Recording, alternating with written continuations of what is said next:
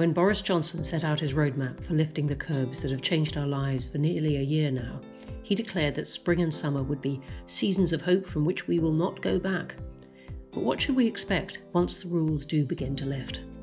I'm Bronwyn Maddox, Director of the Institute for Government, and my new IFG paper, Coronavirus: No Going Back to Normal, sets out why life after coronavirus will not feel like life before. We are not heading for a world of zero COVID. The economic fallout is going to be inescapable. Chancellor Rishi Sunak will face tough questions over tax rises and spending cuts, what businesses to support or not. Overseas travel will be tangled up in a web of rules on quarantine and vaccination, and government and employers are going to face tough questions about whether to make vaccination a condition of work. Delayed operations mean the health service faces huge backlogs, while the crisis has exposed the lack of reform of social care. And catching up on the reduced or lost education of children is a huge task, requiring new thinking. The crisis has also shown up tensions in relations between England, Scotland, Wales and Northern Ireland.